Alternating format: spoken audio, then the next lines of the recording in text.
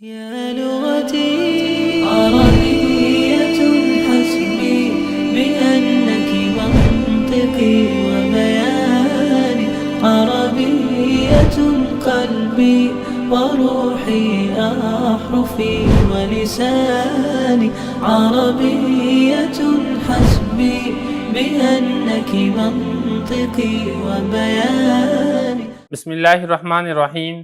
شرح تعمیل کے دوسرے باب حروف جر کے سبق نمبر 37 میں خوش آمدید. آج کے سبق میں ہم پڑھیں گے کہ فی ظرفیت کے لیے استعمال ہوتا ہے. دوسرا باب حروف جر سبق نمبر 37 ہے، فی ظرفیت کے لیے استعمال ہوتا ہے. اس سے پہلے آپ نے پڑھا تھا ان کے متعلق، اب یہاں سے بتا رہے ہیں فی کے متعلق. تو فی کا استعمال ہوتا ہے ظرف کے لیے. ظرف جیسا کہ میں آپ کو بتا چکا ہوں، ظرف کہتے ہیں برتن کو، یعنی ہر وہ چیز جس کے اندر کوئی دوسری چیز سما سکے اس کو ظرف کہا جاتا ہے. اور اس کی دو قسمیں ہوتی ہیں، ایک ہوتی ہے ظرف زمان اور دوسری ہوتی ہے ظرف مکان. تو ظرف مکان یعنی وہ جگہ کے اندر بھی کافی چیزیں سمائی جا سکتی ہیں، اس لیے اس کو بھی ظرف کہتے ہیں، اور زمانے کے اندر بھی چیزیں سمائی جاتی ہیں، اس لیے اس کو بھی ظرف کہتے ہیں. تو یہاں پر یہ بتا رہے ہیں کہ فی کا جو مابعد ہے وہ ظرف بنتا ہے فی سے پہلے والے لفظ کے لیے. یعنی فی سے پہلے جو لفظ ہے جس کو ماقبل کہا جاتا ہے وہ اس چیز کے اندر سماتا ہے جو فی کے بعد ہوتی ہے.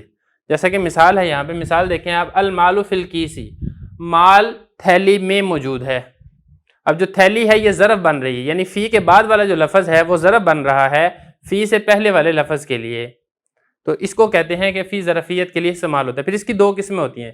ایک قسم تو ہوتا ہے کہ ظرف حقیقی ہوتا ہے، مطلب ایک چیز محسوس ہوتی ہے کہ فی کا مابعد جو ہے ماقبل کے لیے ظرف بن رہا ہے، وہ چیز محسوس ہوتی ہے، آپ اس کو محسوس کر سکتے ہیں، اس کو چھو سکتے ہیں.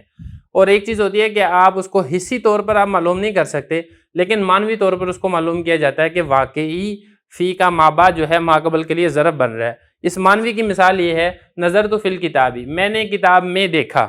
اب یہ جو کتاب ہے یہ کتاب ظرف بن رہا ہے دیکھنے کے لیے، نظر کے لیے کتاب ظرف بن رہا ہے. لیکن ایسا نہیں ہے کہ نظر کوئی حصی چیز ہو جس کو اٹھا کے کتاب کے اندر رکھ دیا جائے اور وہ کتاب کے اندر بالفعل حصی طور پر موجود ہو. ایسا نہیں آپ کہہ سکتے، بلکہ ایک یہ معنوی چیز ہے جو صرف محسوس نہیں ہو رہی حصی طور پر، بس یہ ایک معنوی چیز ہے. اب ہم اس کی ترکیب کر لیتے ہیں.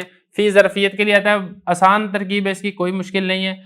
واو حرف عطف، فی کو آپ مبتدا بنائیں اور لظرفیت جار مجرور مل کر ثابتن وغیرہ کے متعلق ہو کر پھر یہ مبتدا کی خبر، مبتدا اپنی خبر سے مل کر جملہ اسمیہ خبریہ ہوگا. نحو حسب سابق آپ نے مضاف بنانا ہے، پورے جملے کو مضاف الیہ بنا کر پھر یہ اس کو مثال ہو مبتدا کی خبر بنا دینا ہے. المال یہ مبتدا،